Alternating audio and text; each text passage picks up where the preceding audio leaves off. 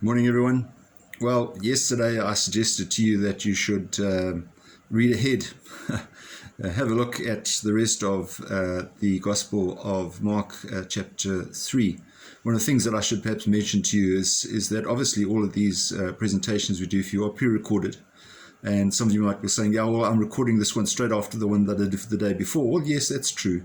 In fact, if you have a look at what Father and I presented for Advent, we'd actually put together most of the presentations for Advent before the end of the second week of Advent, because there was a lot to put there.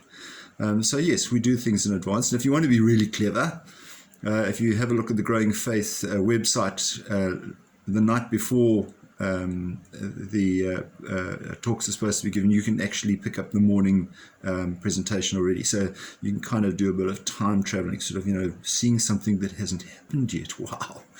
Okay, we'll leave that with you. All right.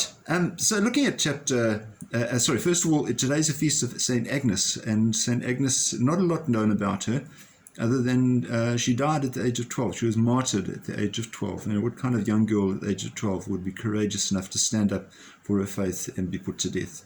So we remember that as a sign of conviction, and a young girl giving us an example of being strong enough to actually stand up for Christ.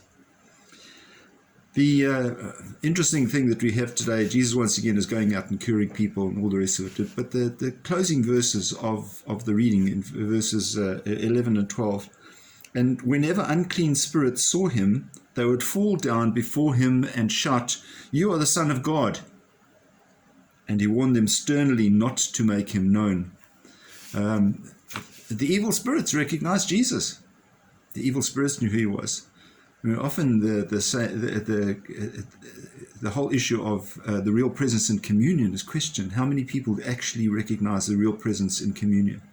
And it is said that the people who recognize it most sincerely, obviously the good Christians, are in fact the evil ones, because the evil ones recognize the presence of Christ, and therefore they want to desecrate the host. If they didn't believe that there was a real presence there, why would they want to desecrate the host? That's a very interesting one, is that even now, the evil spirits still see Jesus. They still recognize him. And they perhaps should prod our consciences that we also need to revisit our understanding of communion, revisit our understanding of the presence in the Eucharist, and that when we experience Christ in Mass and in communion, that it is a real personal experience. You have a wonderful day. Keep safe as always, please, please, please. And we'll see you again. God bless. Bye-bye.